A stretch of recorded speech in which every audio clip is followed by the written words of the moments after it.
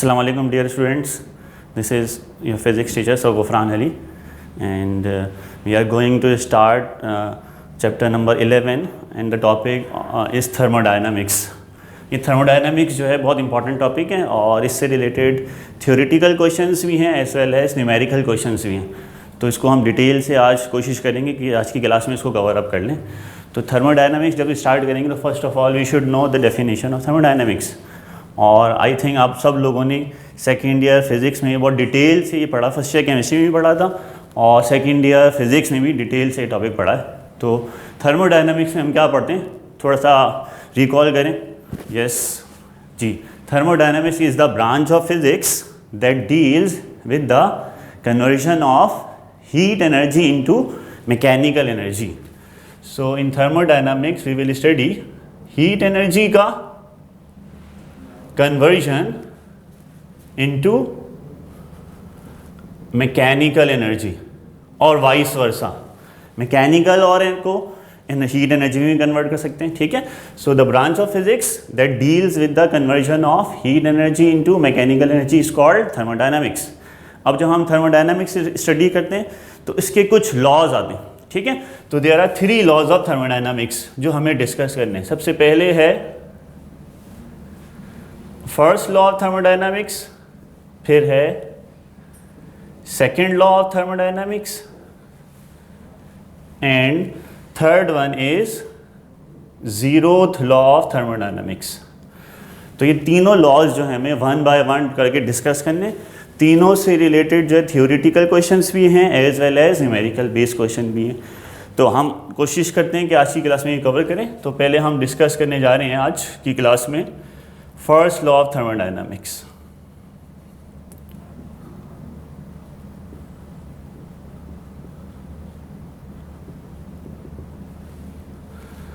बहुत important law है first law of thermodynamics, basic law है। इसकी डेफिनेशन तो आई थिंक सबको फिंगर टिप्स पे होगी। What is another name of first law of thermodynamics? Yes, it is also called law of conservation of energy. Law of conservation of energy. और इसकी definition तो हम बचपन से पढ़ते हुए आ रहे हैं। Law of conservation of energy क्या होती है कि एनर्जी को हम एक फॉर्म से दूसरी फॉर्म में कन्वर्ट कर लेते हैं। किस तरह?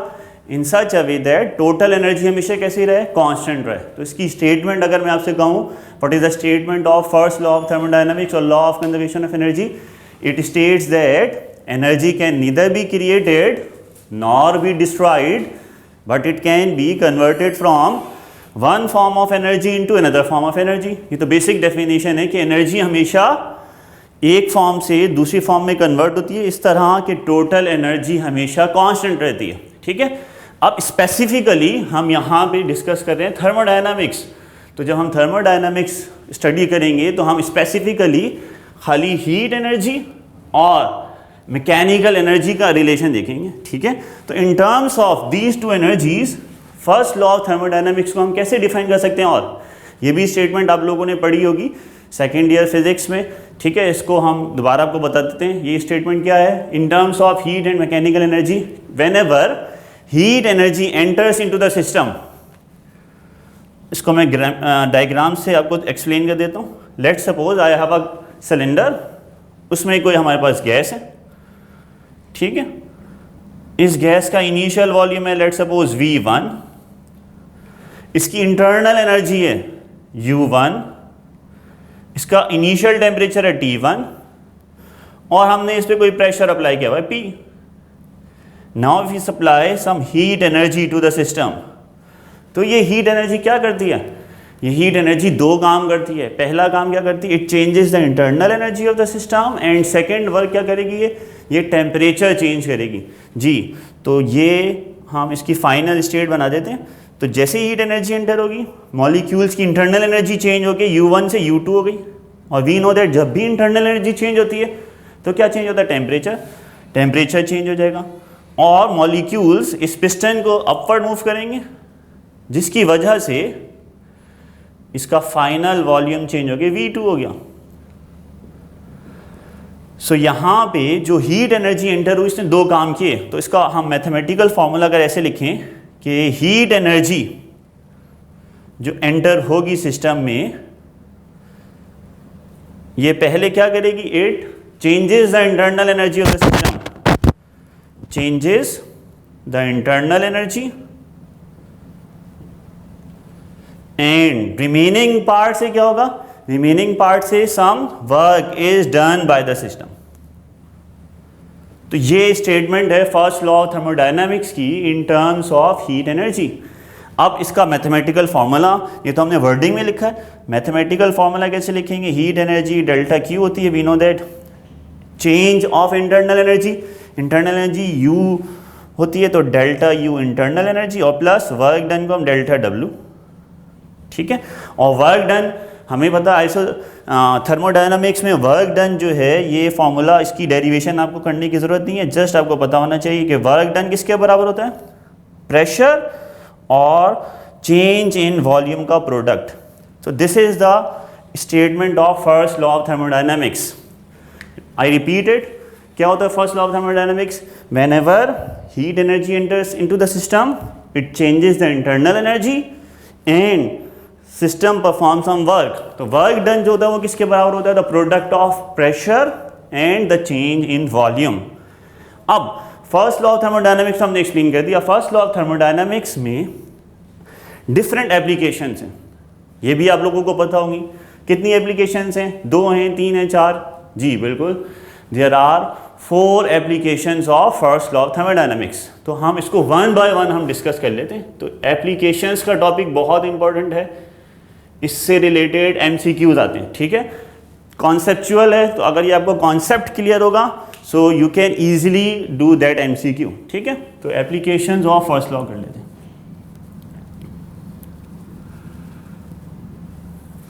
There are 4 applications. First one is isobaric process, second one is isochoric process, number 3 isothermal process, and number 4th is adiabatic process।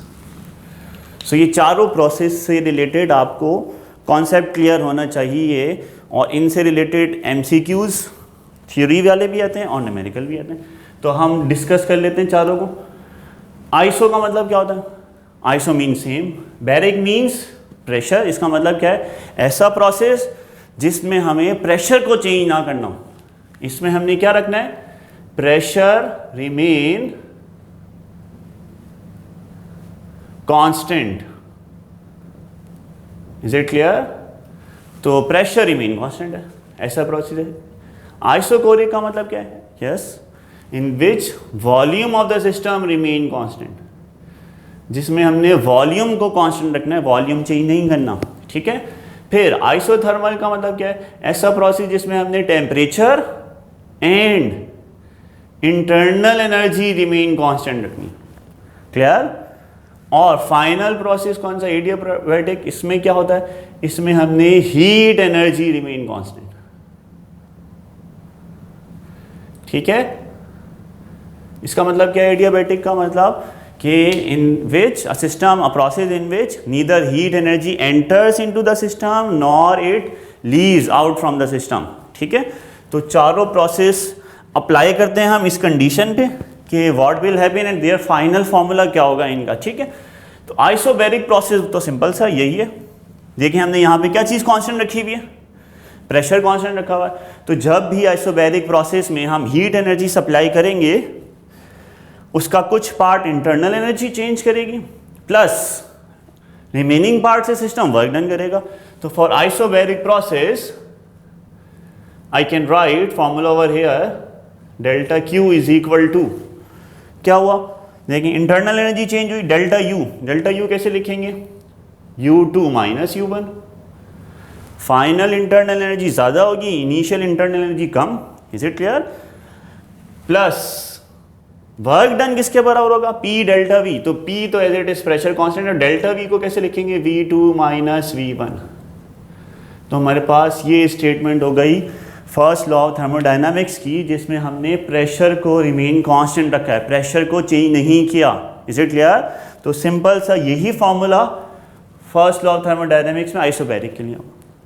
Pressure work done कब होता है वर्क डन जब होगा जब भी सिस्टम का वॉल्यूम चेंज होगा। अगर वॉल्यूम चेंज नहीं होता, वॉल्यूम कांस्टेंट रहता है, तो जब वॉल्यूम कांस्टेंट रहेगा तो वर्क डन नहीं होगा। तो यही सिचुएशन है सेकंड प्रोसेस में, आइसोकोरिक में।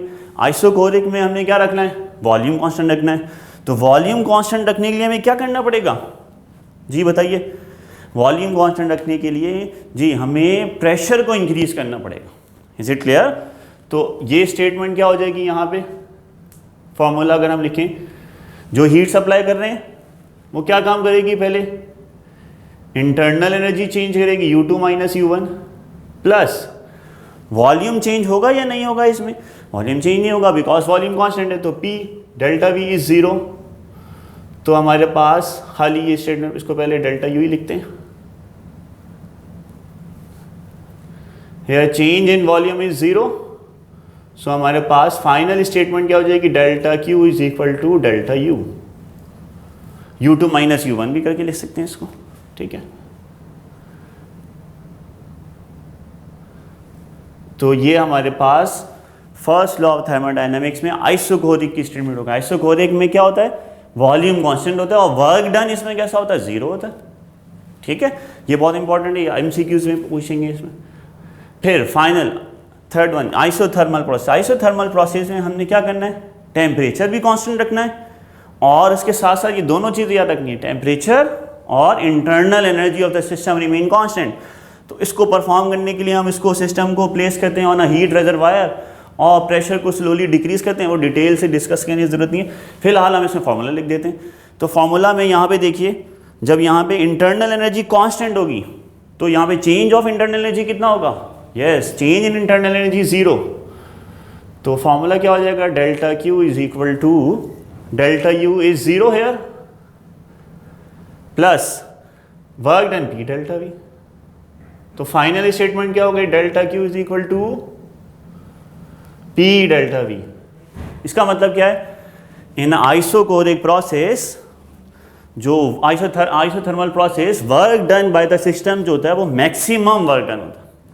इसमें चेंज इन इंटरनल एनर्जी 0 होती है, जितना हम हीट सप्लाई करते हैं वो टोटल कन्वर्ट हो जाता है किसमें, वर्क डन में। तो ये MCQ है, इस तरह का MCQ आता है, the maximum work done in a thermodynamic process is called dash. तो आपको पता होना चाहिए मैक्सिमम वर्क डन होता है किसमें, आइसोथर्मल में। मिनिमम वर्क डन किसमें होता है, yes, minimum work done is isochoric process में होता है, बिकॉज इसमें वर्क डन होता ही नहीं है। Is it clear? इसी तरह कोई आपसे पूछे ऐसा MCQ, in which process the internal change in internal energy remain 0।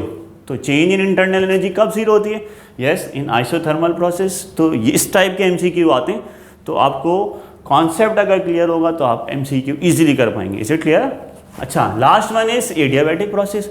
Adiabatic process कौन सा होता है, जिसमें क्या होगा, yes, neither heat energy enters into the system nor it leaves out. एक आइडियल सिस्टम होता है, वैसा पॉसिबल होता नहीं है, लेकिन हम इसको समझ लेते हैं, कंसीडर करते हैं कि एक आइसोलेटेड सिस्टम है in which neither heat energy enters into the system nor it leaves out from the system. तो ऐसे प्रोसेस में जब वर्क डन होगा तो वर्क डन कैसे होगा, वर्क डन होगा at the cost of its internal energy. इसमें डेल्टा Q ही 0 है। तो इस फॉर्मूले में देखें, 0 change in internal energy plus work done, और इसको हम इस तरीके से भी लिख सकते हैं, तो वर्क डन होगा माइनस डेल्टा U। इसका मतलब है सिस्टम वर्क डन करेगा तो उसकी इंटरनल एनर्जी डिक्रीज होती रहेगी, work done at the cost of its internal energy. तो ये चारों प्रोसेसेस बहुत इंपॉर्टेंट हैं। चारों प्रोसेसेस में आपने पता होना चाहिए क्या चीज़ कांस्टेंट रहेगी और वर्क डन कितना किस में मैक्सिमम होता है, वर्क डन मिनिमम किस में होता है, ठीक है। अगर हम इनकी PV डायग्राम्स बनाएं, ये भी बहुत इंपॉर्टेंट है, PV डायग्राम्स। PV डायग्राम का मतलब है प्रेशर एंड वॉल्यूम डायग्राम। तो चारों प्रोसेस की हम बना देते हैं, ठीक है, जिससे आपको आइडिया हो जाएगा। इससे रिलेटेड भी MCQ है। हमने जो आपको हैंड आउट दिया है उसमें MCQs आपको मिल जाएगा इस तरह का कि कौन से ग्राफ से आपको आइडेंटिफाई करने है कि ये प्रोसेस कौन सा है। ठीक है, अगर मैं आपसे कहूँ देखें वाई एक्सिस में अगर हमारे पास प्रेशर है और एक्स एक्सिस में हम वॉल्यूम लिख रहे हैं, ये चारों ऐसे बनेंगे। वाई एक्सिस में will take pressure and X axis में वॉल्यूम लेंगे। ठीक है, अगर मैं ये ग्राफ बनाऊँ इस तरह, देखिए पैरेलल टू एक्स एक्सिस, इसमें क्या चीज़ चेंज नहीं हो रही, इसमें प्रेशर चेंज नहीं हो रहा, pressure remain constant, volume change हो रहा है। देखिए प्रेशर हमेशा कांस्टेंट है, P वही है, वॉल्यूम पहले हमारे पास वॉल्यूम कितना है V1 है, बाद में वॉल्यूम कितना है V2 है। तो यहाँ पे ये जो ग्राफ शो कर रहा है पैरेलल टू स्ट्रेट लाइन, ये किस चीज़ का है, ये है आइसोकोरिक का, आइसोबैरिक का, जिसमें प्रेशर कांस्टेंट है। इसी तरह अगर हम बनाएं आइसोकोरिक का, आइसोकोरिक में क्या चीज़ कांस्टेंट है, आइसोकोरिक में वॉल्यूम रिमेन कांस्टेंट। तो ये ग्राफ कैसा बनेगा, it will parallel to Y axis. ठीक है, तो ये प्रोसेस है कौन सा, आइसोकोरिक। फिर थर्ड वन जिसमें हमने बनाना है आइसोथर्मल का। आइसोथर्मल में क्या हो रहा है, प्रेशर को हम स्लोली डिक्रीज करते हैं, तो इसमें 2 पॉइंट्स आ जाते हैं हमारे पास, विच इज़ आइसोथर्म। इसमें initial pressure P1, initial volume V1, फिर फाइनल प्रेशर डिक्रीज हो गया P2 हो गया, फाइनल वॉल्यूम बढ़ के V2 हो गया, तो एक आइसोथर्म बनता है। इसी तरह एडियाबैटिक कर्व भी थोड़ा सा इसी तरह डीप, थोड़ा सा स्टीप बनता है, ये P1 V1 और ये P2 V2। ठीक है, तो आपने बेसिकली ये आइसोथर्मल है और ये एडियाबैटिक, ये दोनों कर्व थोड़े से सेम ही लगते हैं, इसमें कोई डिफरेंस नहीं होता, बस थोड़ा सा स्टीप होता है ये। ठीक है, और मेन आपको इसमें पता होना चाहिए कि आइसोबैरिक में अगर graph parallel to X axis है तो क्या हो रहा है, पैरेलल टू वाई एक्सिस है तो कौन सा प्रोसेस है। ठीक है, अच्छा अगर ये आपसे पूछें कोई what is the area under the curve, area of PV diagram क्या शो करता है, मैं इसका एरिया निकालना चाहूँ, ये भी MCQ इंपॉर्टेंट है, ये आपको हैंड आउट में मिलेगा जो हमने आपको प्रोवाइड किया है कि area under the curve of a PV diagram क्या रिप्रेजेंट कर रहा है। देखिए ये डायग्राम अगर मैं कहूँ ये किस शेप की डायग्राम बन रही है, it is basically a rectangle. Rectangle, तो रेक्टेंगल का एरिया अगर हम निकालना चाहें, एरिया ऑफ रेक्टेंगल क्या होता है जी, रिकॉल करें, बताइए, GS length multiply by breath. अब हमारे पास 2 एक्सिस हैं इसमें, अगर हम इसको एक एक्सिस को लेंथ ले लें, एक एक्सिस को ब्रेथ ले लें इस रेक्टेंगल की, तो हमारे पास लेंथ के एक्सिस में देखिए हमारे पास क्या है, प्रेशर, और ब्रेथ के एक्सिस में क्या है, V2 minus E1 delta V है। तो ये P डेल्टा V जो है ये आपको क्या रिप्रेजेंट करेगा, एरिया, और area of PV diagram P delta V ये क्या शो कर रहा है, this shows, this represents work done. तो ये भी MCQ अक्सर आता है, इंपॉर्टेंट MCQ है कि area under the curve of PV diagram represents work done. इसमें देखें एक स्ट्रेट लाइन है पैरेलल टू वाई एक्सिस, इसका एरिया होगा ही नहीं, जब एरिया नहीं होगा इसका मतलब वर्क डन 0, तो आइसोकोरिक में वर्क डन 0 होता है। इज इट क्लियर, आइसोकोरिक में देखें वर्क डन 0 है। इसी तरह आइसोथर्मल में भी वर्क डन होगा, मैक्सिमम वर्क डन होगा, इसका एरिया निकालें इसका अंडर द कर्व, तो वर्क डन मैक्सिमम होगा। ठीक है, और इसमें वर्क डन होता है at the cost of internal energy. Clear, तो ये चारों एप्लीकेशंस हमने फर्स्ट लॉ की एक्सप्लेन कर दी डिटेल से। अब इससे रिलेटेड जो न्यूमेरिकल आता है वो भी इंपॉर्टेंट है। इसमें साइन कन्वेंशन देख लें, साइन कन्वेंशन कैसी है इसकी।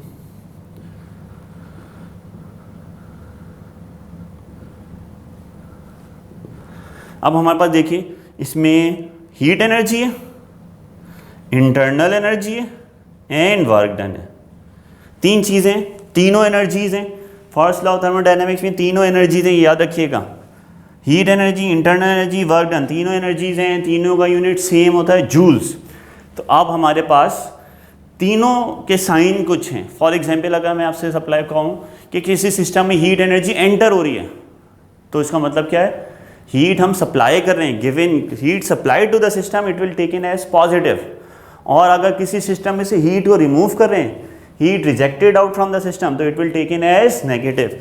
तो ये हीट एनर्जी पॉजिटिव भी होगी। ये स्टेटमेंट हमने रीड करनी है, क्वेश्चन में क्या लिखा हुआ है।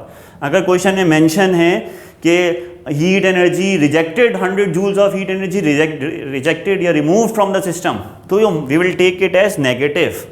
Is it clear? तो साइन आपको खुद ही यूज़ करना है नेगेटिव का। कब यूज़ करना है? जब हीट एनर्जी रिजेक्ट होगी या रिमूव होगी। ये सप्लाई, ये रिमूव्ड। सिमिलरली इंटरनल एनर्जी के साथ भी यही सीन है। इसमें क्या है? हीट एनर्जी, इंटरनल एनर्जी भी पॉजिटिव हो सकती है, इंटरनल एनर्जी भी नेगेटिव हो सकती है। कब होगी इंटरनल एनर्जी पॉजिटिव? यस, जब इंटरनल एनर्जी इंक्रीज होगी, और जब इंटरनल एनर्जी डिक्रीज होगी तब ये नेगेटिव होगा। क्लियर है सबको? तो ये क्वेश्चन में आपने रीड करना है। क्वेश्चन में लिखा होगा there is a increase in internal energy, तो will take it as positive. जहाँ मेंशन होगा कि there is 1000 joules of internal energy decreases, तो we will take it as negative. Similarly work done के साथ भी है, पॉजिटिव हो सकता है, नेगेटिव हो सकता है। पॉजिटिव कब होगा? यस, जब work done on the system होगा, work done by the system. And work done on the system जब होगा, we will take it as negative. जब हम वर्क डन कर रहे हैं प्रेशर अप्लाई करके, तो work done on the system हम will take it as negative. Work done by the system positive होगा। ठीक है, इससे रिलेटेड एक क्वेश्चन कराता हूँ मैं आपको। सिंपल सा क्वेश्चन है, वैसे तो आपको मिल जाएंगी क्वेश्चन आपको हैंड आउट में, और बुक जो हमने सप्लाई की है उसमें। तो मैं इससे रिलेटेड एक क्वेश्चन देता हूँ आपको। फॉर एग्जाम्पल मैं आपसे कह रहा हूँ, if 1000 joules of heat supplied to the system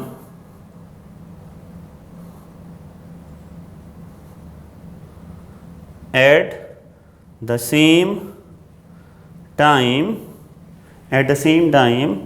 200 joules of work done on the system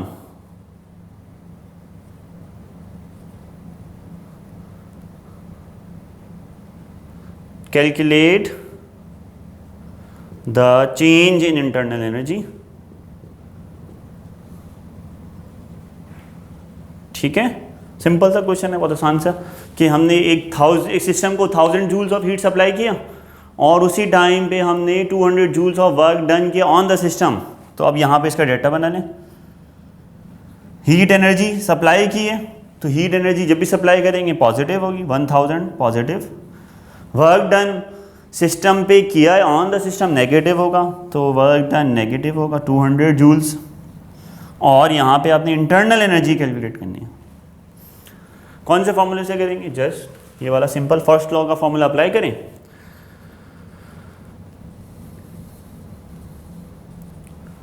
thousand joules is equal to internal energy minus 200।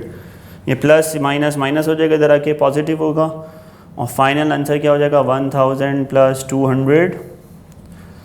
तो work done will be equal to 1200 joules total, नहीं work done internal energy. तो increase in internal energy is equal to 1200 joules. Is it clear? ये simple सा question दिया बहुत। अब आपको जो वर्क डन है, ये वर्क डन के से रिलेटेड बहुत सारी इंपॉर्टेंट चीज़ें। वर्क डन में आपको ज़रूरी नहीं है कि वर्क डन आपको एज इट इज़ गिवन हो। वर्क डन की जगह आपको ये प्रेशर दे देंगे और वॉल्यूम, चेंज इन वॉल्यूम दे देंगे, तो हम प्रेशर और चेंज ऑफ वॉल्यूम को मल्टीप्लाई करके वर्क डन ऑब्टेन कर लेंगे, और फिर फार्मूले को में सब्स्टिट्यूट करेंगे इस तरह जैसे हमने यहाँ पे ब्रेक किया भाई। आपको अगर सिंपल वर्क डन गिवन है तो ये वाला फार्मूला, अगर वर्क डन नहीं गिवन, प्रेशर गिवन है, चेंज ऑफ वॉल्यूम गिवन है, तो हम इस तरह यूज़ करेंगे। Is it clear? तो ये फर्स्ट लॉ ऑफ थर्मोडायनेमिक्स से रिलेटेड इससे क्वेश्चन है। ठीक है, अब मैं आपको कुछ और क्वेश्चंस करवाता हूँ।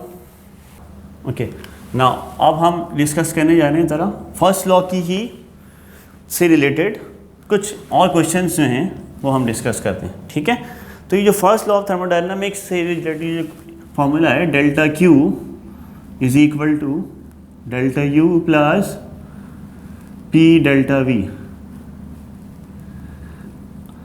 अब यहाँ पे तो हमने आपको बताया कि वर्क डन आपको अगर नहीं गिवन होगा तो माइटी पॉसिबल आपको प्रेशर गिवन कर दें या चेंज इन वॉल्यूम कर दें। अगर ये दोनों चीज़ें नहीं given, P P delta V नहीं गिवन, तो हम पी डेल्टा वी की जगह देखें, पी डेल्टा वी एक इक्वेशन होती है बहुत इंपॉर्टेंट, वो इक्वेशन कहलाती है general gas equation. General gas equation क्या होती है? P V is equal to N R T. तो पी डेल्टा वी क्या हो जाएगा?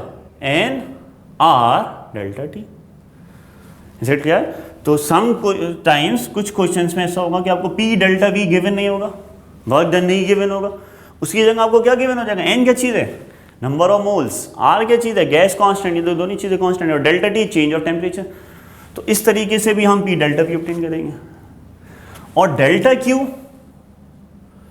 डेल्टा क्यू के लिए हमने आपको लास्ट लेक्चर में स्पेसिफिक हीट पढ़ाई थी। स्पेसिफिक हीट, तो स्पेसिफिक हीट के लिए हम आपको फॉर्मूला बताया था, delta Q is equal to M C delta T. लेकिन अगर हमारे पास गैस की बात हो, गैस के लिए मास ऑफ द गैस नहीं होता, गैस के लिए we will use number of moles N. और यहाँ पे खाली स्पेसिफिक हीट नहीं होती, यहाँ पे specific heat for gases, there are two types of specific heat of gases. तो पहले हम ऐसे लिख लेते हैं, अगर गैसेस के लिए, फॉर गैसेस, अगर ये सिस्टम हम परफॉर्म कर रहे हैं जैसे आइसोबैरिक, आइसोबैरिक कौन से में? कांस्टेंट प्रेशर पे। अगर ये कांस्टेंट प्रेशर वाला प्रोसेस है, मतलब आइसोबैरिक प्रोसेस है, तो इसके लिए delta Q is equal to क्या हो जाएगा? N C P delta T. C P क्या चीज़ है? सी पी बहुत इंपॉर्टेंट है। C P is molar specific heat at constant pressure. इसी तरह अगर कांस्टेंट वॉल्यूम पे, अगर आपको ये गिवन कांस्टेंट वॉल्यूम पे, तो ये क्या हो जाएगा? ये फॉर्मूला डेल्टा क्यू का, delta q will be equal to n C we delta t. और ये सी वी क्या होता है? C we is molar specific heat at constant volume, molar specific heat at constant pressure, और ये दोनों चीज़ें कांस्टेंट हैं। सी पी भी कांस्टेंट होता है और सी वी भी कांस्टेंट होता है। ये दोनों डिपेंड करता है किस चीज़ पे? टाइप ऑफ गैस पे। ये हमने सेकेंड ईयर में आपको बहुत डिटेल से इसका एक चार्ट भी बनवाया था, यहाँ पे हम थोड़ा सा बता देते हैं, हमको रिकॉल करा देते हैं चीज़ें कि सी पी और सी वी की वैल्यू कैसे ऑब्टेन करनी है हमें। तो हम अगर सी पी और सी वी की वैल्यूज़ आपको बताएं, यहाँ पे हम सीरियल नंबर लिख देते हैं, यहाँ पे हम लिखते हैं टाइप ऑफ गैस, फिर हम लिखते हैं वैल्यू सी वी की और फिर सी पी की। ठीक है, पहले हम आपको बताते हैं मोनो एटॉमिक गैस। ये मोनो एटॉमिक गैस क्या होती है? ऐसी गैस जिसमें खाली एक एटम हो, वो कौन सी होती है? जी बताइए। यस, हीलियम है, आर्गन है, क्रिप्टॉन है, सारी noble gases mono atomic gases हैं।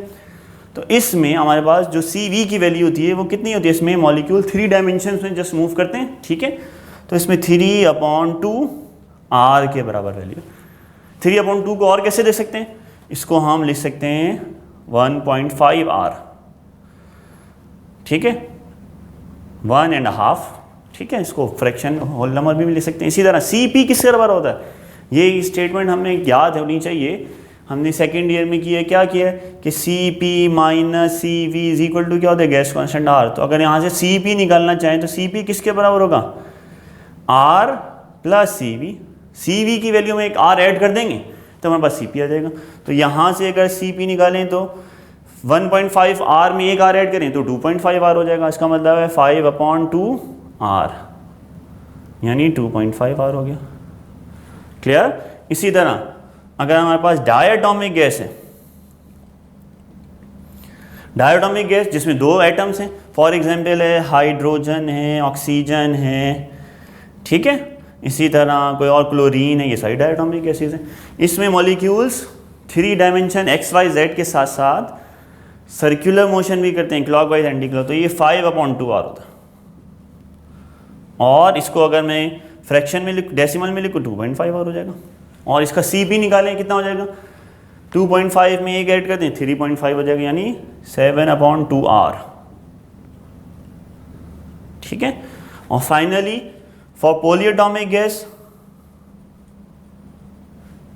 पॉलीएटॉमिक गैस कौन सी होती है? जिसमें ऐसी गैस जिसमें 3 या 3 से ज़्यादा एटम्स हों, फॉर एग्जांपल ओजोन हो गया, और कोई बताएं?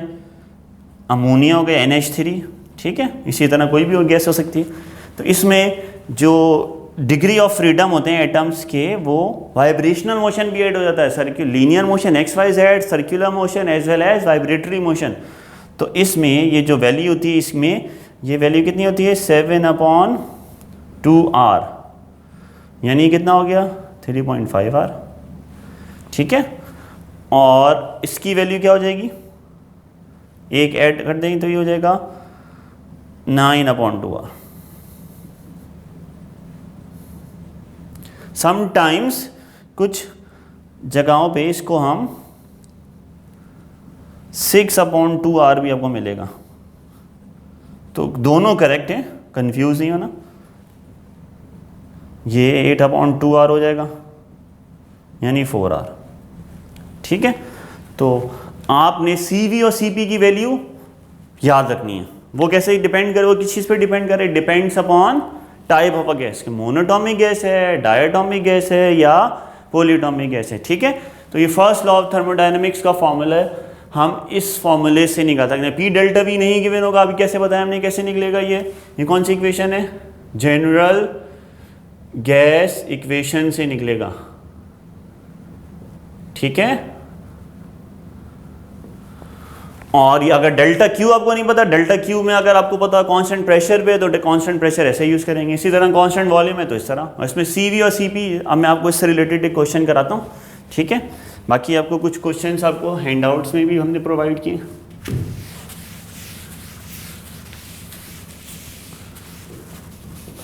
बहुत इंपॉर्टेंट क्वेश्चन है ये, कि शायद आपने सेकेंड ईयर फिजिक्स में भी किया हो। क्वेश्चन क्या है, ये पहला क्वेश्चन हमने किया था, सेकंड क्वेश्चन करवा रहा हूँ, ठीक है। इसमें आपको बता रहा हूँ, लेट सपोज लेट 1000 जूल्स, नहीं इस तरह करते हैं, ऐसे करते हैं इस तरह दूसरे, लेकिन calculate the change in internal energy, calculate the change in internal energy when 1 mole of nitrogen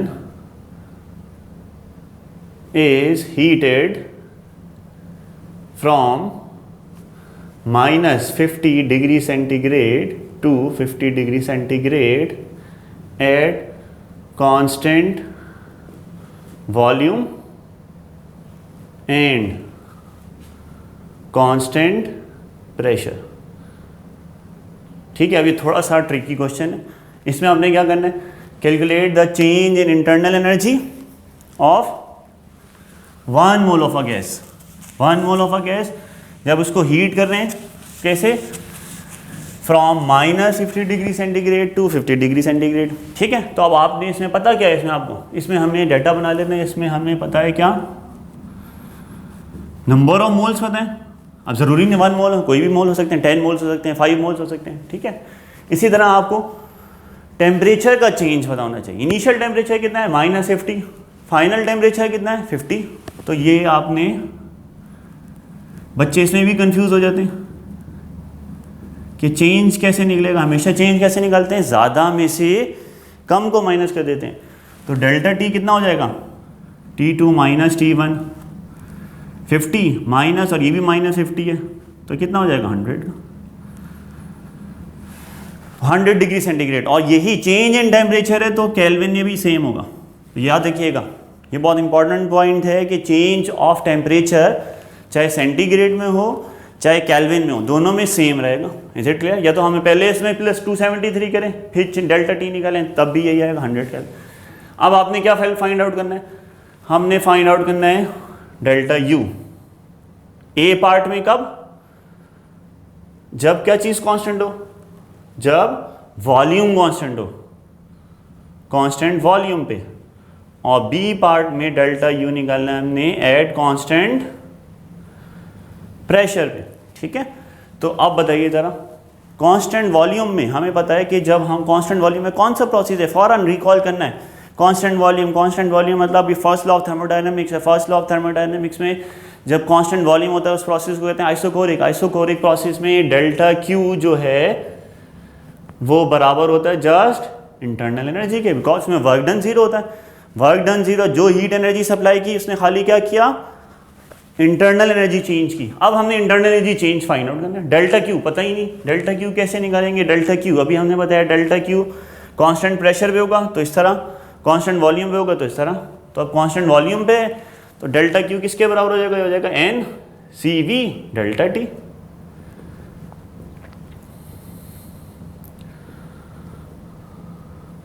अब बताइए इसमें हमें क्या नहीं पता?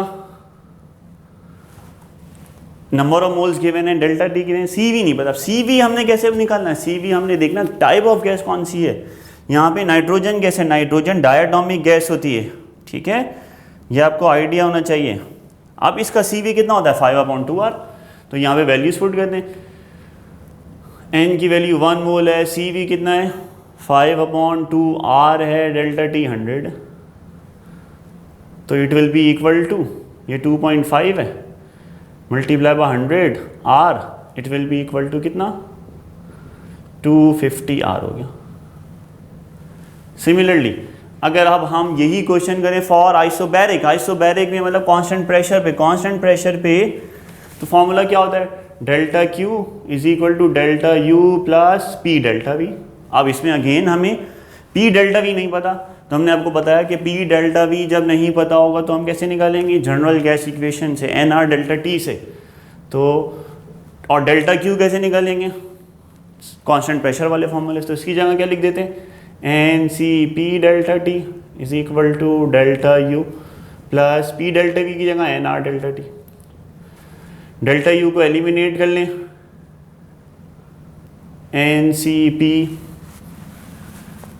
Delta T minus N R delta T, ठीक है। अब इस पूरी स्टेटमेंट में आपको सी पी नहीं पता, तो सी पी डायटोमिक गैस का कितना होता है? 7/2R, ठीक है।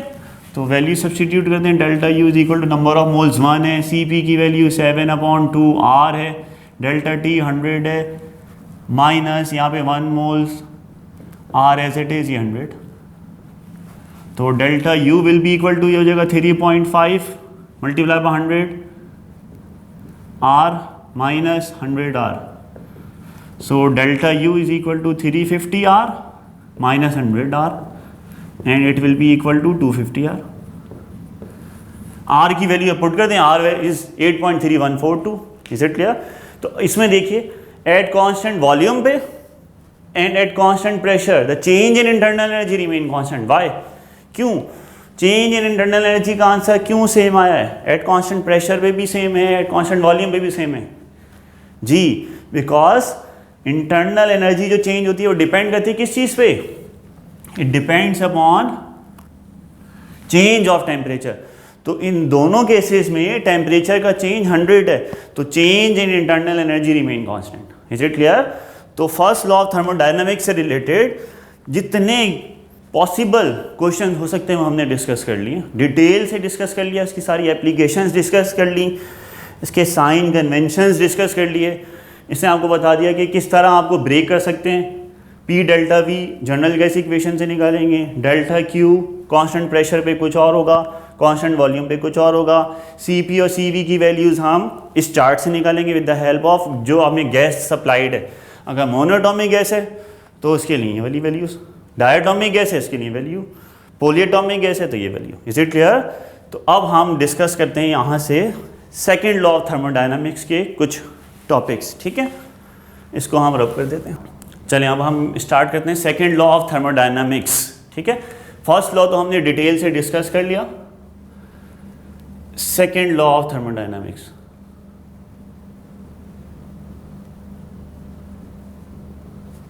ठीक है, सेकेंड लॉ ऑफ थर्मोडायनामिक्स की दो स्टेटमेंट है, थियोरिटिकल टॉपिक है, लेकिन इससे रिलेटेड जो हीट इंजन से रिलेटेड मेडिकल से बहुत इंपॉर्टेंट है। Second law of thermodynamics it is also basically a law of conservation of energy and there are two statements. First one is Kelvin's statement and second one is Clausius statement. दो statement है, first second law of thermodynamics ही। Kelvin ने heat engine से related statement दी and Clausius ने heat refrigerator से related statement दी है। ठीक है, तो ये दोनों हम डिस्कस कर लेते हैं, केल्विन की स्टेटमेंट और क्लॉसियस की स्टेटमेंट। तो क्लॉसियस की स्टेटमेंट जो है, अच्छा ये तो पहले हीट इंजन आपको बता देते हैं, हीट इंजन क्या होता है।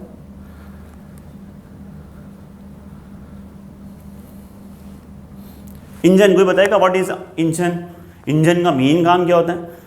यस, इंजन क्या करता है? Engine transfer convert one form of energy into other form of energy, एक एनर्जी को दूसरी एनर्जी में कन्वर्ट कर देता है। हीट, ये इंजन का इंजन का काम क्या है? हीट इंजन कन्वर्ट क्या करेगा? हीट एनर्जी को मैकेनिकल एनर्जी में कन्वर्ट कर देगा।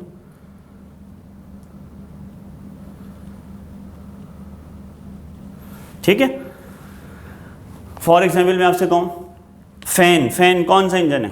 फैन क्या करता है? फैन का काम क्या होता है? फैन करता है इलेक्ट्रिकल एनर्जी को मैकेनिकल एनर्जी में, क्या हम इलेक्ट्रिकल एनर्जी सप्लाई करते हैं और मैकेनिकल एनर्जी में। इसी तरह मैं आपसे कहूँ मोटर जो है आपकी घर की पानी की जो मोटर होती है वो क्या करती है? वो मोटर क्या करती है? अगेन इलेक्ट्रिकल एनर्जी यूज़ करती है और उसको वाटर को हाइट तक ले जाती है। तो उसमें वो क्या करती है? अगेन हाइट पे ले जाने का मतलब क्या है? मैकेनिकल एनर्जी में कन्वर्ट करती है। वो इलेक्ट्रिकल एनर्जी को मैकेनिकल, अब हीट इंजन हम यहाँ पे स्पेसिफिकली डिस्कस कर रहे हैं जो हीट एनर्जी को मैकेनिकल एनर्जी में कन्वर्ट करेगा। ठीक है, तो हीट कोई बताएगा आइडियल इंजन क्या होता है? आइडियल इंजन ऐसा इंजन होता है जो जितनी एनर्जी सप्लाई करे उसको टोटल उसमें कन्वर्ट कर दे आउटपुट एनर्जी में। इनपुट किसके बराबर हो जाए? आउटपुट के। इनपुट कौन सी एनर्जी होती है? Input is the given amount of energy, output is जो एनर्जी हमें मिल रही है। फॉर एग्जांपल फैन में जो हमने इलेक्ट्रिकल एनर्जी सप्लाई की वो इनपुट है और जो उससे एयर हवा आ रही है मैकेनिकल एनर्जी वो उसका आउटपुट है। इसी तरह गाड़ी का एक इंजन है, गाड़ी के इंजन में हम क्या करते हैं? जो हम एनर्जी सप्लाई करते हैं पेट्रोल से वो बेसिकली इनपुट एनर्जी है और गाड़ी जब चल रही है मैकेनिकली एनर्जी, क्या वो सारी की सारी पेट्रोल की एनर्जी मैकेनिकल में कन्वर्ट हो रही है? नहीं, गाड़ी हीटअप भी होती है, वो वेस्ट हो रही है। इसी तरह गाड़ी साउंड करती है, वो साउंड एनर्जी में वेस्ट हो रही है। तो इनपुट हमेशा याद रखना है कि इनपुट एनर्जी जो है, इनपुट इज एनर्जी, ये हमेशा ज़्यादा होती है किससे? आउटपुट एनर्जी से। ठीक है, ये दोनों कभी इक्वल भी नहीं हो सकते। अगर ये दोनों इक्वल हो जाएं, आउटपुट और इनपुट बराबर हो जाए, तो ऐसा इंजन कहलाता है ideal engine. Is it clear? और ऐसा इंजन हम बना सकते हैं। We can not construct an ideal heat engine that convert total one form of energy into other form of energy. Is it clear? इसी तरह ये याद रखना है, अपनी इनपुट एनर्जी हमेशा ज़्यादा होगी और बाकी एनर्जी, कुछ एनर्जी लॉस हो जाएगी और कुछ आउटपुट होगा। इसी तरह हीट रेफ्रिजरेटर क्या होता है?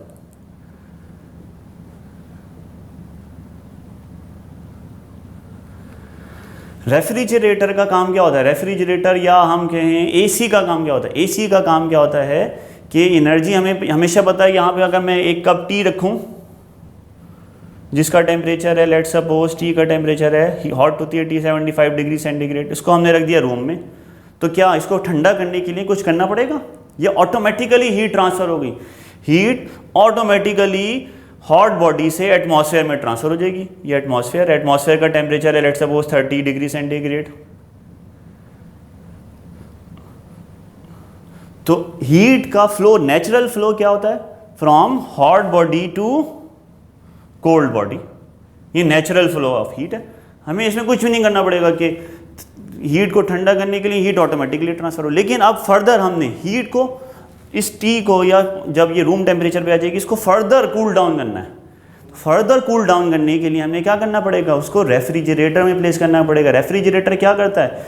रेफ्रिजरेटर फॉर एग्जांपल ये टेम्परेचर है 10 डिग्री सेंटीग्रेड, यहाँ पे 30 डिग्री सेंटीग्रेड। अब वो रेफ्रिजरेटर कुछ एनर्जी यूज करते हुए इस कोल्ड बॉडी में से, ये हॉट बॉडी हो गई, कोल्ड में से एनर्जी को निकालेगा और ट्रांसफ़र करेगा हॉट बॉडी में। तो रेफ्रिजरेटर क्या करता है, बेसिकली रिवर्स ऑर्डर में हीट का फ्लो करता है, कोल्ड से हॉट बॉडी हीट लेके जाता है, कोल्ड से हॉट बॉडी हीट को लेके जाएगा, किस तरह, बाय यूजिंग सम एनर्जी। तो ये क्लॉसियस सिस्टम, ये दोनों स्टेटमेंट जो है सेम है, basically law of conservation of energy है। We can not construct an ideal heat engine. और सेकंड स्टेटमेंट क्या है, हीट को रिवर्स ऑर्डर में फ्लो कराने के लिए we require some external work. तो ये दो स्टेटमेंट है सेकंड लॉ ऑफ थर्मोडायनामिक्स की। इससे रिलेटेड हम इसकी एफिशिएंसी का फॉर्मूला निकालते हैं, ये बहुत इंपॉर्टेंट है, एफिशिएंसी ऑफ हीट इंजन। ये सेकंड लॉ से रिलेटेड जस्ट कोई खास एमसीक्यू नहीं, ये न्यूमेरिकल जो आ सकते हैं वो इससे आ सकते हैं, हीट इंजन की एफिशिएंसी से रिलेटेड। अब फॉर एग्जांपल मैं आपसे कहूँ, एक मेरे पास हॉट बॉडी है, इसका टेम्परेचर है T1, एक हीट इंजन है,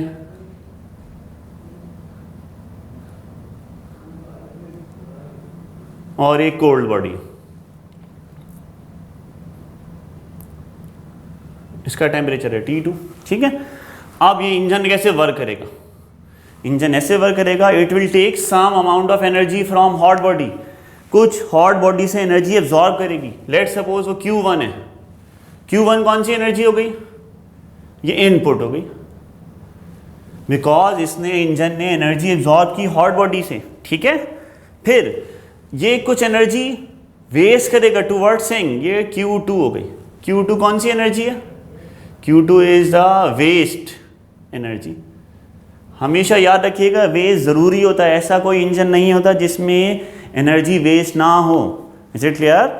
अब वर्क डन सिस्टम जो करेगा, वर्क डन ये this is output, work W जो है ये आउटपुट होता है, आउटपुट। अब वर्क डन कैसे निकलेगा, लेट सपोज इस सिस्टम ने 10 जूल्स एनर्जी एब्जॉर्ब की और 2 जूल्स एनर्जी वेस्ट कर दी। What is the net work done? Work done will be equal to Q1 minus Q2. This is the output. ये output energy. तो output कैसे निकलेगा, Q1 minus Q2। Clear है। Input energy Q1, output energy waste, और Q2 is waste energy and output is work done. ये भी energy है, तीनों एनर्जीज हैं।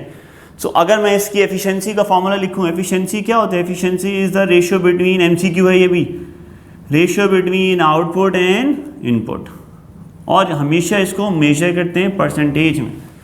क्लियर। तो एफिशिएंसी का फॉर्मूला क्या है, the ratio between output and input. Clear. कौन सी एनर्जी ज़्यादा होती है, आउटपुट ज़्यादा होता है इनपुट, या इनपुट हमेशा ज़्यादा होगा, आउटपुट हमेशा कम होगा। तो एफिशिएंसी कितनी होती है, एफिशिएंसी हमेशा 100 से कम होगी। 100% कब होती है, जब आइडियल इंजन होता है। Is it clear. ऐसा कोई पॉसिबल नहीं है आइडियल इंजन। अब यहाँ पे बताइए, अगर मैं इसको कहूँ आउटपुट क्या फॉर्मूला इसको बनाएं, आउटपुट यहाँ पे हमारे पास वर्क है, इनपुट हमारे पास Q1 है, मल्टीप्लाई बाय 100%। ये एक फॉर्मूला हम यूज़ करेंगे भी न्यूमेरिकल में। और अगर मैं W की जगह फॉर्मूला पुट कर दूँ Q1 minus Q2 upon Q1 और LCM ब्रेक करूँ, तो एफिशिएंसी क्या हो जाएगी, ये कैंसिल आउट हो गया, 1 minus Q2 upon Q1 multiply by 100%। ये फॉर्मूला एफिशिएंसी का। Is it clear. इसी तरह अगर मैं इन टर्म्स ऑफ टेम्परेचर लिखूं, ये आपने सब पढ़ा होगा डिटेल से सेकेंड ईयर फिजिक्स में। फिलहाल आपने ये फॉर्मूले आपने बहुत इंपॉर्टेंट याद रखने कि एफिशिएंसी का एक फॉर्मूला है आउटपुट अपॉन इनपुट, एक फॉर्मूला है W अपॉन Q1, एक फॉर्मूला इस तरह इन टर्म्स ऑफ एनर्जी, ये वेस्ट एनर्जी और इनपुट एनर्जी। अगर मैं कहूँ हॉट बॉडी का टेम्परेचर है T1 which is greater, cold body का टेम्परेचर है, सिंक का टेम्परेचर है T2 which is less than T1, तो इन टर्म्स ऑफ टेम्परेचर ये फॉर्मूला क्या हो जाएगा, 1 माइनस Q2 की जगह we will write as T2 which is the temperature of cold body sink, and Q1 की जगह T1 लिख देंगे which is the temperature of hot body, it is source, source भी कह सकते हैं इसको, ठीक है, मल्टीप्लाई बाय 100%। तो ये चारों रिलेशन हमने एफिशिएंसी के लिख दी। एफिशिएंसी का पहला फॉर्मूला क्या है, हमने लिखा आउटपुट अपॉन इनपुट, फिर वर्क अपॉन Q1, फिर 1 minus Q2 upon Q1 and in terms of temperature. अब इनसे रिलेटेड मैं आपको क्वेश्चंस करवाता हूँ, बहुत इंपॉर्टेंट क्वेश्चंस हैं, ज़रूर एक आध क्वेश्चन इससे रिलेटेड आ जाता है, ठीक है। तो आपने देखते हैं कि कौन सा फॉर्मूला यूज़ होगा वहाँ पे, ठीक है। तो अब इसको हम लिखवाते हैं आपको। अच्छा, ये याद रखना है, इसमें इस फॉर्मूले में बच्चे मिस्टेक करते हैं। T1 हमेशा ज़्यादा होगा किससे? T2 से। क्लियर है? T1 is the temperature of source, T2 is the temperature of sink. ये कम होगा, T1 ज़्यादा होगा। क्लियर? चलिए, इससे रिलेटेड एक क्वेश्चन मैं आपको बताता हूँ, देखिए ज़रा। हीट इंजन, कोई हीट इंजन है, ठीक है। Heat engine operates between two reservoirs of 27 degree centigrade and 127 degree centigrade. Calculate its efficiency.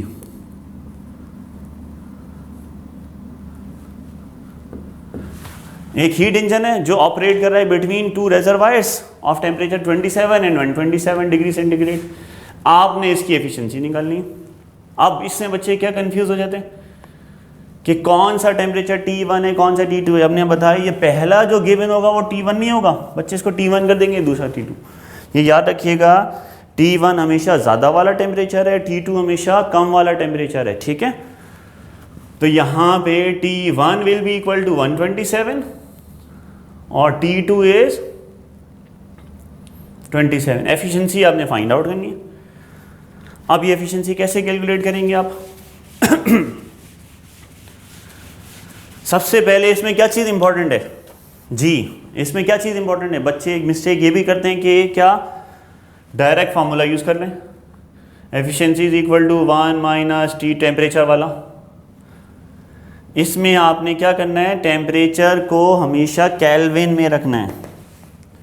Temperature must be in kelvin.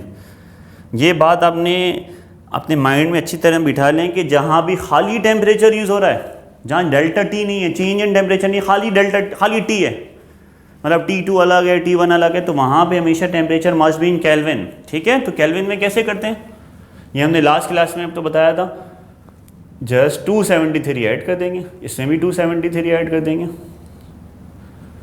तो ये आपका हो जाएगा, कितना हो जाएगा, ये हो जाएगा 400 केल्विन, ये हो जाएगा 300 केल्विन। अब एफिशिएंसी निकालनी है, सिंपल सा। इसमें थोड़ा सा आपने स्पीड अप करना है, ठीक है चीज़ें, और विदाउट कैलकुलेटर करना है। कैलकुलेटर की बिल्कुल हेल्प नहीं देनी, जहाँ तक हो सके पॉसिबल हो खुद ही करें, ठीक है। MCAT वाले स्पेशल स्टूडेंट स्पेशली। T2 कितना है, 300, ये 400, कितना हो जाएगा यहाँ से, 1 माइनस 3/4 कर लें इसको आप सॉल्व करना आना चाहिए खुद ही, विदाउट, बच्चे फ़ौरन ही कैलकुलेटर नहीं निकालना, विदाउट यूजिंग कैलकुलेटर। किस तरह करेंगे, एलसीएम भी ले सकते हैं। ये 3/4 लिखा हुआ है, 3/4 का मतलब देखें, एक सर्किल है, इसके 4 हिस्से बना रहा हूँ। ये पहला हिस्सा क्या है, 1/4 है, क्वार्टर। 2 हिस्से मिलके क्या कहलाते हैं, 2/4 यानी हाफ। 3 हिस्से मिलके क्या कहलाएंगे, ये तीनों हिस्से, ये 3/4 हो जाएगा। और फिर ये लास्ट 4/4 यानी 1। तो जब 3 हिस्से माइनस कर दें एक में से, तो क्या बचेगा, 1/4 बचेगा। तो ऐसे भी कह सकते हैं 4 1 4 माइनस, तो क्या हो जाएगा, ये 1/4 हो जाएगा। अब इसको आप कैंसिल आउट कर दें, ये हो जाएगा 4, 25% एफिशिएंसी अभी। क्लियर है सबको? इस टाइप की और क्वेश्चंस करवाते हैं आपको, ठीक है।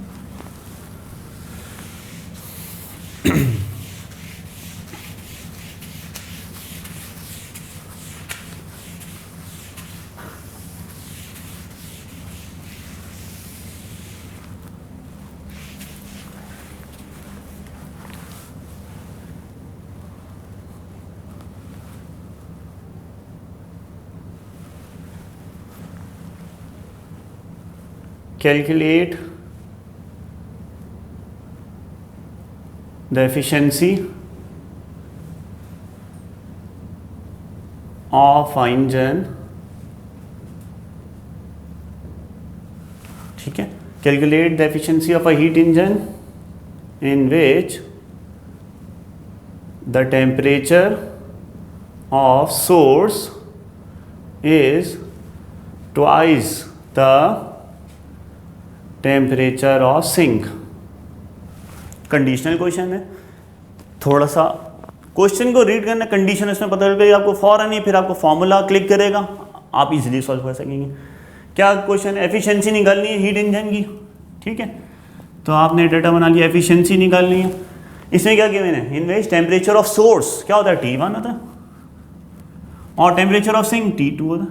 इसमें गिवन नहीं है, कंडीशन गिवन है temperature of source is twice the temperature of sink, कि लेट सपोज सिंक का कोई भी टेम्परेचर लेट सपोज x है, तो T1 कितना हो जाएगा? ट्वाइस का मतलब है डबल, 2x हो गया।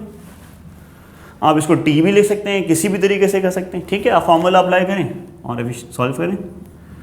1 minus T2 upon T1 multiply by 100%, तो हो जाएगा 1 माइनस T2 कितना है? x। ये कैंसिल आउट हो गया, एफिशिएंसी 1 माइनस हाफ, 1 में से हाफ माइनस करेंगे, 1 में से आधा माइनस करेंगे, आधा, हाफ बचा, और अगेन ये एफिशिएंसी कितनी हो गई? 50%, ठीक है। बहुत सिंपल था क्वेश्चन है। इसी तरह का एक और क्वेश्चन आपको देता हूँ।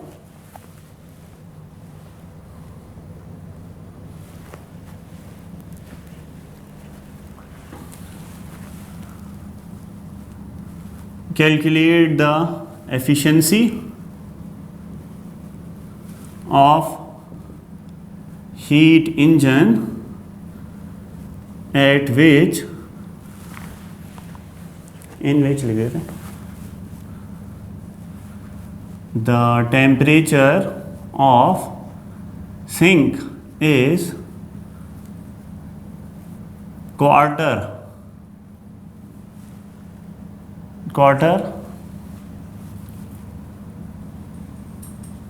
of temperature of source. इसमें भी कंडीशन गिवन है कि आपने फाइंड आउट करना है temperature, calculate the efficiency of a heat engine in which temperature of sink is quarter of temperature of source. Efficiency find out करनी है, T1 नहीं, T1 और T2 टेम्परेचर ऑफ सिंक और सोर्स। गिवन क्या है आपको? टेम्परेचर ऑफ सिंक गिवन है, कितना है? Quarter of temperature of source. Let suppose source का टेम्परेचर हम कर लेते हैं x, अब T2 कितना होगा? क्वार्टर का मतलब क्या होता है? 1/4 ऑफ x। क्लियर है? ये कंडीशंस आपने बनानी है नहीं चाहिए। लेट सपोज कि सोर्स का टेम्परेचर 100 और T2 कितना हो जाएगा? 25, क्वार्टर हो गया 100 का। इसी तरह T1 1000 है तो ये कितना हो जाएगा? 250, क्वार्टर। अब आप करिए इसको ज़रा,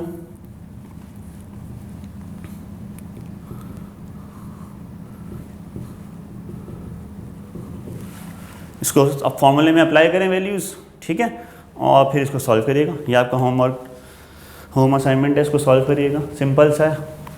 कितना आंसर आएगा? 1 मिनट में, 1 मिनट क्या पर 10 सेकेंड्स में हो जाएगा।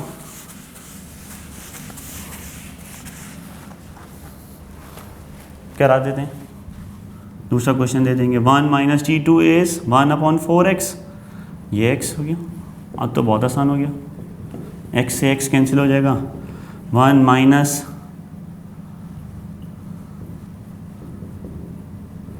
1 में से क्वार्टर माइनस करेंगे, 3/4 बचेगा, ठीक है। और ये एफिशिएंसी कितनी आ जाएगी? मल्टीप्लाई होकर 75% आ जाएगा। 4 अंदर इसको कैंसिल करेंगे, 4 × 25। क्लियर है? तो इससे रिलेटेड इस तरह के डिफरेंट क्वेश्चंस हो सकते हैं। हमने आपको ये हैंड आउट में भी गिवन हैं कुछ क्वेश्चंस, बुक में भी जो बुक सप्लाई की उसमें भी क्वेश्चंस गिवन है, ठीक है। एक आध क्वेश्चन सॉल्व कराते हैं इसका।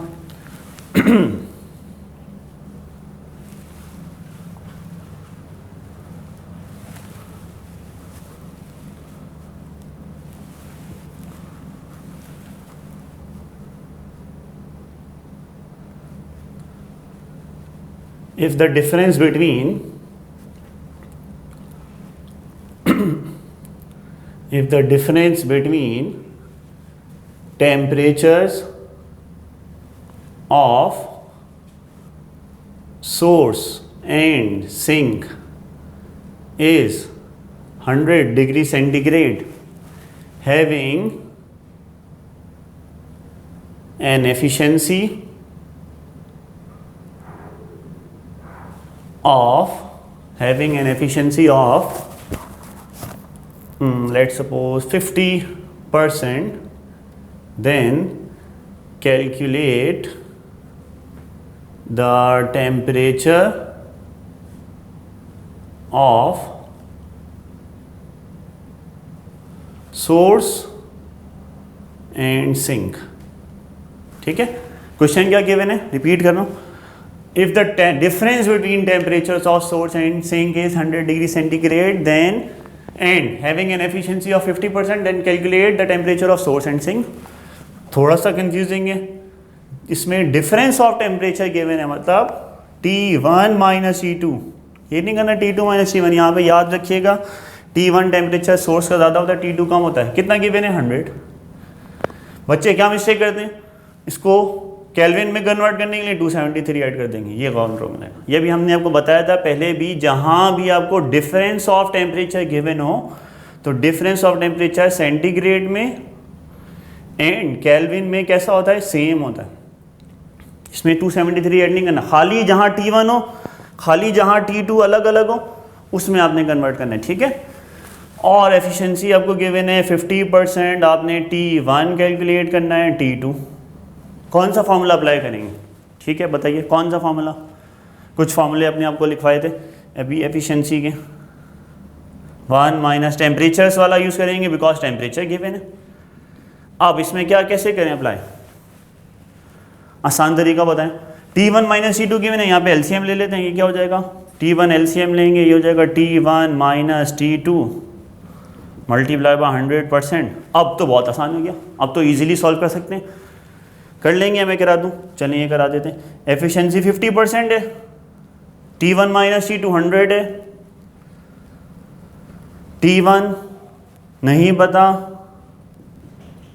अब तो इजीली सॉल्व हो जाएगा.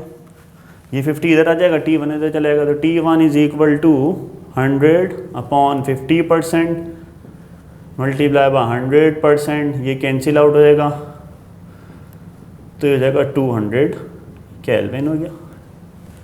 क्लियर सबको. और T2 कैसे निकलेगा, सीधा आंसर निकाल लें. Now T1 minus T2 is equal to 100 है. T1 अभी हमने निकाला 200, T2 नहीं पता, so T2 will be equal to 100 Kelvin. Clear. इस टाइप के कुछ कंडीशनल क्वेश्चंस एग्जाम में आपको मिलेंगे. ठीक है, तो हमने बाकी कुछ क्वेश्चंस आपको हैंडआउट में गिवन है, वो आप ट्राई करिएगा. और उसमें कुछ इशू हो, मेरे ख्याल से तो कोई इशू नहीं होगा.